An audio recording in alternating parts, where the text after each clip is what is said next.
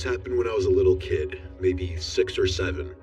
My family has always been very religious, so Easter has always been a huge deal for us. Same with most of the other major religious holidays. Now that I think of it, even Sunday kind of felt like its own holiday with the way my parents treated church. It's actually kind of funny. Some of my earliest memories are church-related. What I'm about to tell you was one of them.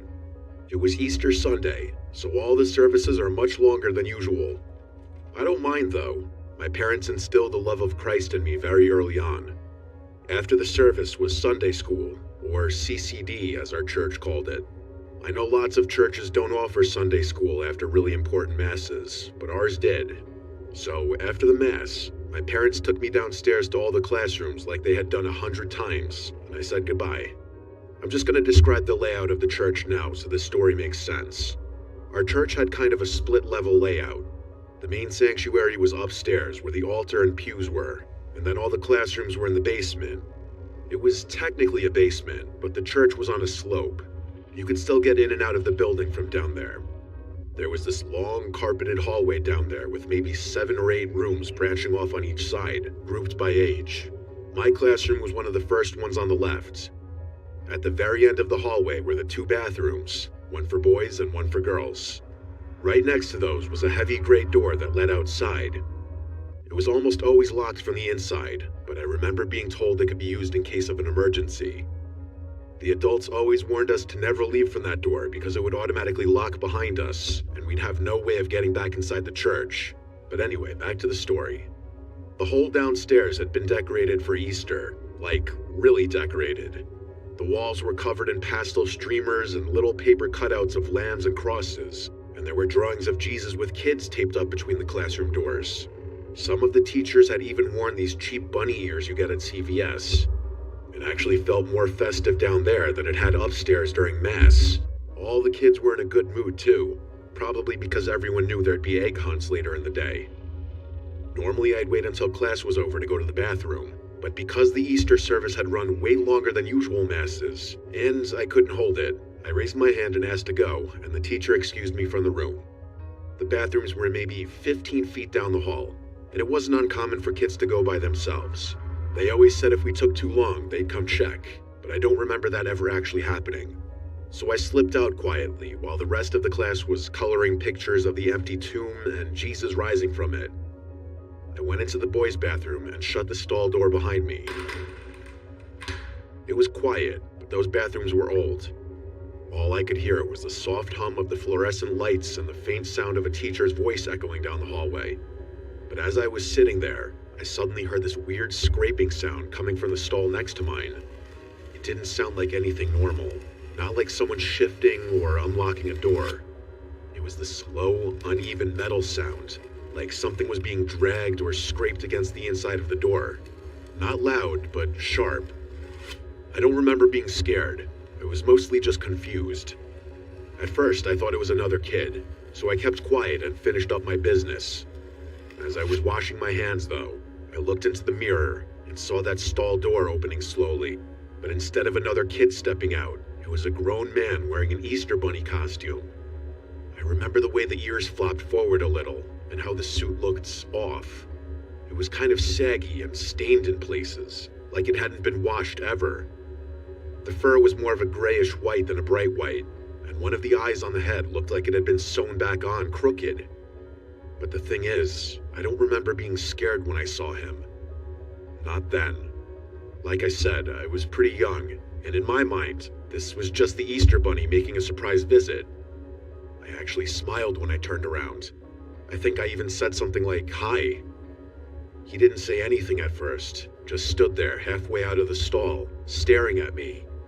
His head was tilted slightly, and he didn't move. I remember feeling a little awkward, like I wasn't sure if I was supposed to say something else. Then, after a long pause, he stepped all the way out and slowly raised one of his arms, pointing towards the door like he was guiding me out. That's when he finally spoke. His voice was muffled behind the costume, but I still remember the exact words. He said, "You're the lucky chosen child. I have a gift for you, outside." I didn't even hesitate. I was excited, like genuinely thrilled at the idea that I'd been picked for some kind of special Easter surprise. I think the fact that this was happening in my church gave me a false sense of security or something. I pushed open the big gray door without thinking twice, not even remembering that it was supposed to stay locked. The Easter Bunny followed right behind, not saying anything else. He started walking across the pavement toward the far corner of the church parking lot. There was a car parked back there, mostly hidden from view by the dumpster and a few scraggly bushes. I remember thinking it was weird that he had parked so far away, and that he didn't even have a basket of candy or anything. At one point, he started holding my hand. We were maybe halfway across the lot when I saw it. A second Easter Bunny stepping out from a car he was leading me to. At first, I just stopped walking. My little brain didn't know what to make of it. I remember looking back and forth between the two of them, completely confused. I hadn't seen that car earlier, and now there were two Easter Bunnies? Something about it didn't feel magical anymore. It just felt wrong. To this day, I've always thought of what happened next as an act of God. One of the teachers, I think her name was Miss Sabrina, just happened to be walking around the church, maybe heading out to prep for the egg hunt or check on something outside. She looked over at the parking lot right as I was being led over to the car. I'll never forget the sound she made. I've never heard a more terrifying scream in my life. The man in the costume immediately let go of my hand and bolted for the car, and without thinking, I took off running in the opposite direction toward Miss Sabrina. Once I was safe in her arms, I turned my head just in time to catch a glimpse of the car, which was now speeding out of the parking lot. I'm not 100% positive, but I'm pretty sure I saw another kid in the back seat of that car. Miss Sabrina wasn't even looking, but I told her what I had seen and she took me seriously. The next few hours are a little blurry. Miss Sabrina alerted the other adults right away, and police eventually made me tell them what happened. They asked about the kid I said I saw in the back seat, and I did my best to describe him, even though I had only seen him for like a split second, and I wasn't even sure if my mind was playing tricks on me or not. My parents were the most upset, and for good reason. I think my mom cried for an hour straight after we went home. The police followed up with the church, but nothing ever came of it. There were no missing children in the area, so the police didn't really have anything to work on. The running theory was that whoever had been in that costume somehow had a key to the back door and just sat in the bathroom waiting for a kid to use it. And by sheer misfortune, that kid had been me. I still find the whole thing deeply unsettling. Whoever had done that must have been familiar with the church's layout. Otherwise, they wouldn't have known where to park or wait, or even how to get away with it all. But what scares me the most is that I think there really was a kid in the backseat of that car. It's hard for an Easter to come and go without me thinking about this experience.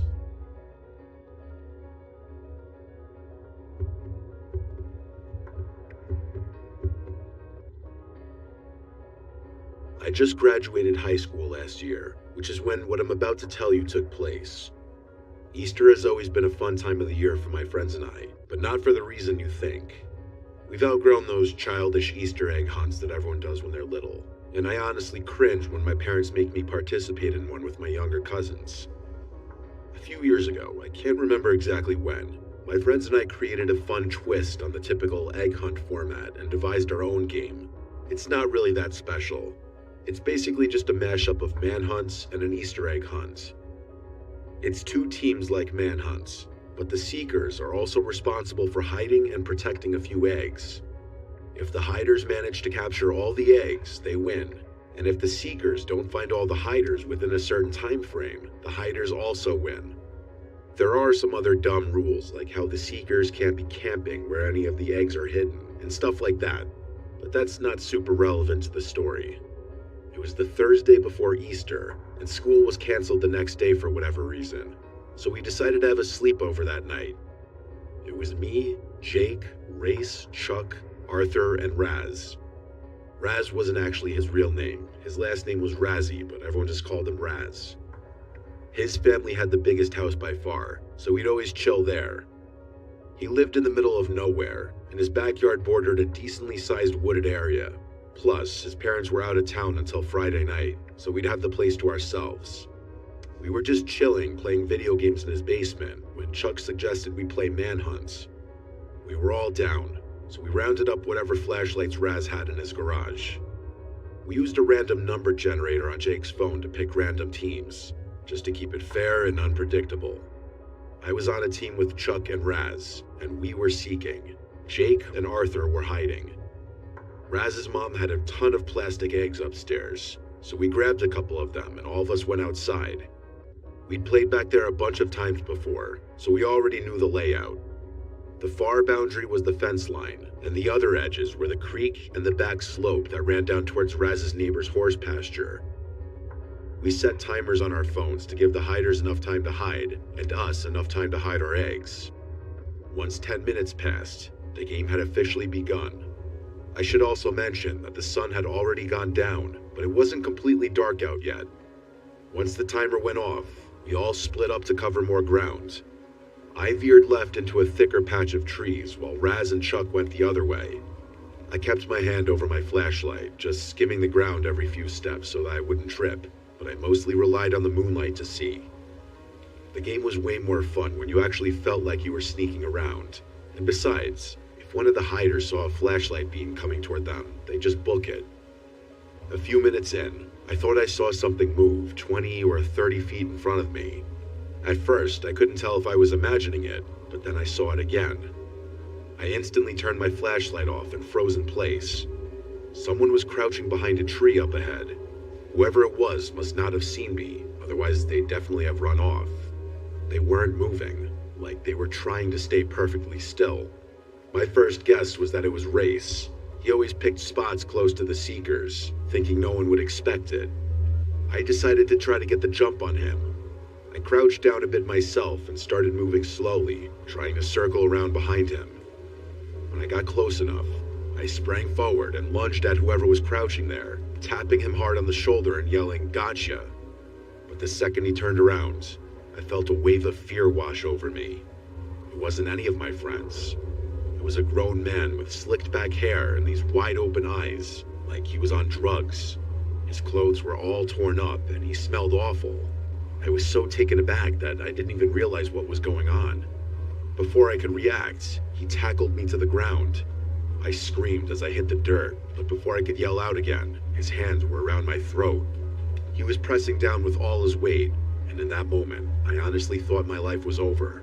I couldn't breathe, and I didn't have the strength to overpower him from that position.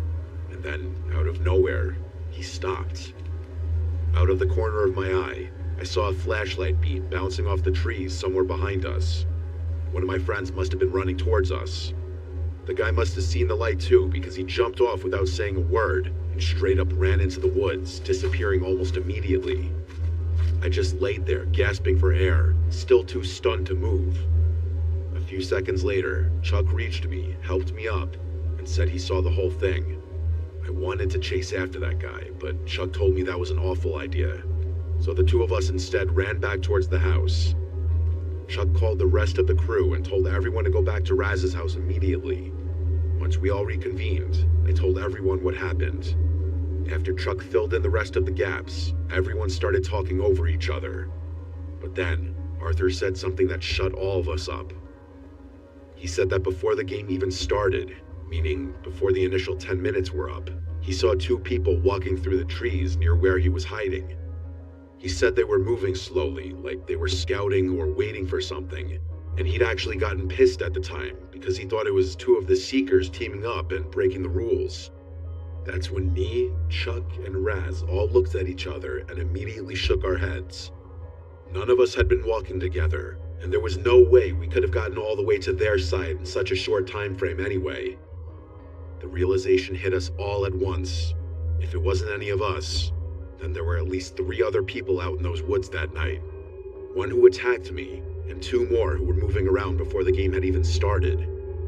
In that moment, I realized how smart I had been for listening to Chuck and not chasing after my attacker. He might have saved me from walking headfirst into an ambush. I told everyone we needed to call the cops. I mean, I had literally been attacked. But the second I said it, Raz cut me off.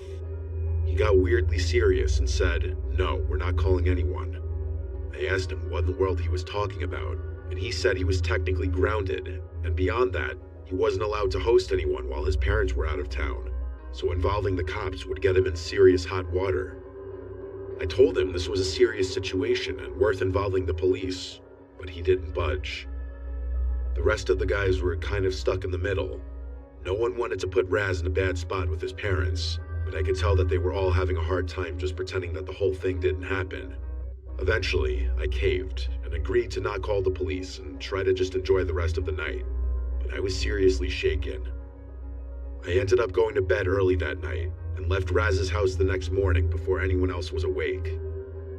This might surprise some of you, but I actually wasn't too affected by this experience. I'm very much of the mentality that things happen and people have to move on, so that's what I did. Anyway, about a week after everything went down, Raz told us all that he felt bad just leaving those Easter eggs out in the woods, so he had gone to collect them even though he was scared out of his mind. We all got a good laugh out of that, but his comment made me think back to that night and contemplate my life a little. I have no idea what those men were doing in those woods that night, but I can confidently say that I won't be spending the night at Raz's place anytime soon. Anyway, I'm at college now and I'm far, far away from Raz's backyard, but being as Easter is coming up next month, I got reminded of this story.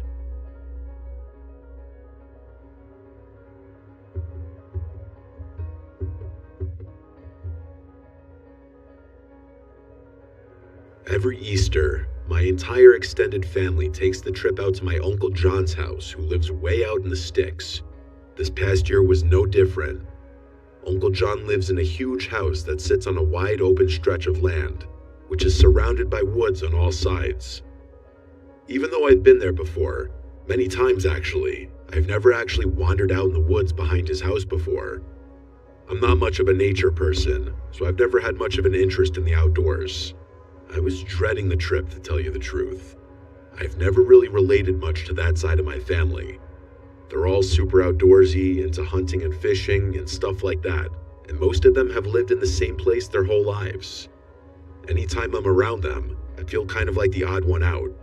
On top of that, most of my cousins are way older than me, like already married with kids or working on some kind of farm. The only one even remotely close to my age is Kevin. He's a couple years older than me, and actually pretty chill. We always end up sticking together during these family trips just by default. He knows I don't really fit in with the rest of them, so he's usually good about keeping me company without making it weird. Anyway, we made the drive to Uncle John's late Friday night. I'm an only child, so it was just my parents and I in the car. I was exhausted from the drive, so I went to bed almost immediately. The next morning, Kevin and I spent a couple hours in Uncle John's basement playing pool table. Neither of us was any good, but it was better than sitting around upstairs. The house was already packed with relatives by then. You know what the usual holiday chaos is like. We mostly stayed downstairs, low-key avoiding it all. There wasn't a TV down there, so Kevin played some music off his phone, and the two of us talked about some dumb family drama not even worth mentioning here. While we played, Kevin kept going on about the woods behind Uncle John's house. He said they stretched out for miles and that hardly anyone ever went far enough to see the cool stuff out there. He talked about how magical it felt and how beautiful the isolation was. I mostly just nodded along. Nature talk wasn't really my thing, but he clearly loved it. I'm not sure how, but later that day, Kevin convinced me to go on a nature walk with him.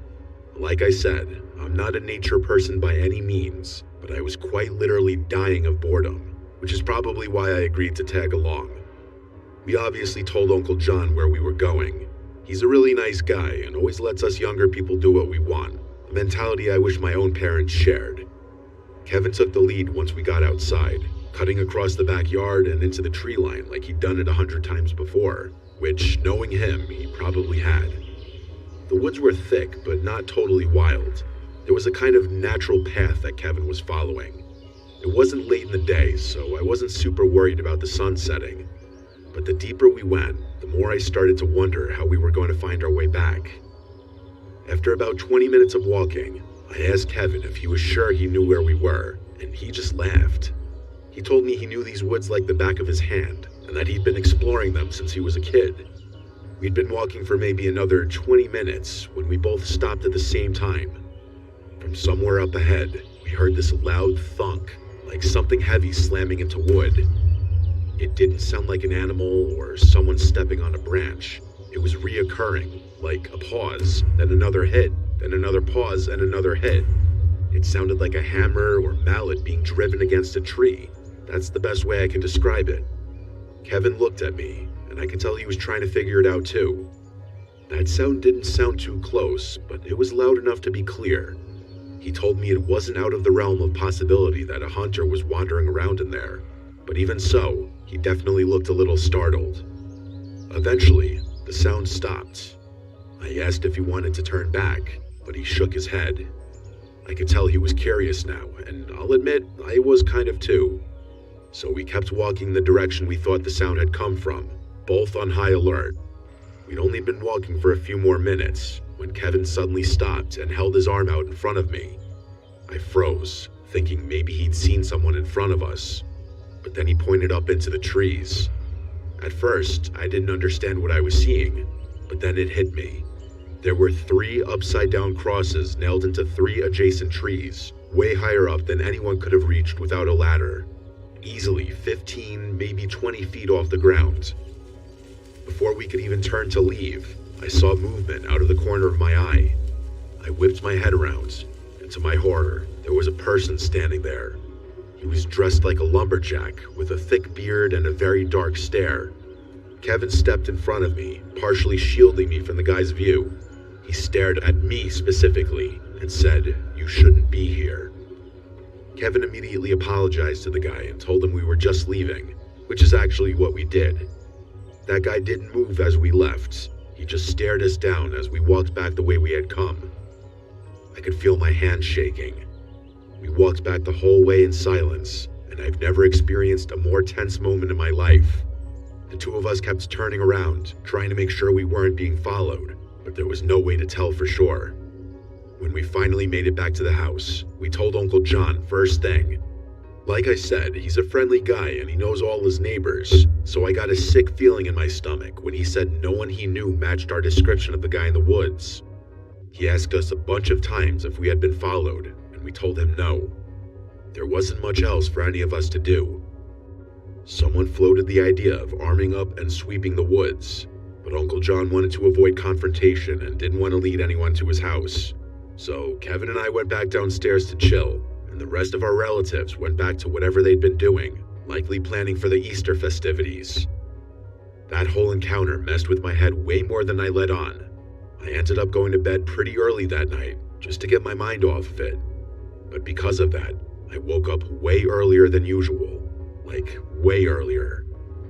I rolled over, checked my phone, and saw that it was just after 5 a.m. The sun had just barely started poking over the horizon, but it was still mostly dark out.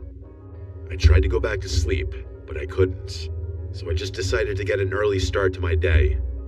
Uncle John has a study on the 3rd floor of his house, so I decided to go up there and see if there were any interesting books to read. Uncle John's study has this big old window that overlooks the entire backyard. As I walked past it, something caught my eye. There was a very faint, flickering glow coming from the edge of the woods. It looked like the pulsing light of a small fire, not a flashlight or anything that bright. I stood there for a good 30 seconds just staring at it, trying to make sense of what I was seeing. Curiosity got the better of me, and I needed to know what I was looking at. So I went downstairs and stepped out onto the back deck. When I realized what I was looking at, I had to literally fight back a scream. There were at least 3 figures standing just past the edge of the woods, each holding a small torch. They weren't walking or moving around. They were just standing there, facing the house, facing me. I ran straight to Uncle John's room and woke him up, telling him what I saw. Without any questions, he grabbed his rifle, threw on a pair of pants, and told me to stay inside. He marched out onto the back deck and scanned the yard while I watched from the doorway. By that time, though, those people had retreated back into the woods. Without hesitation, he aimed his rifle up into the air and fired it 3 times.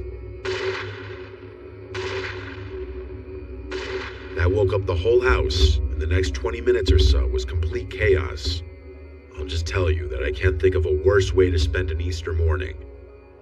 The whole holiday was kind of ruined after that, and everyone was on edge for the entire day. Eventually, it came time for my parents and I to leave, and I can't say I was upset about it. This was like 9 months ago, and Uncle John has since told us that he hasn't seen or experienced anything strange. Still though, I would hate to be living in that house, knowing there are psychos lurking somewhere nearby. I'll send an update should Uncle John tell us anything of note.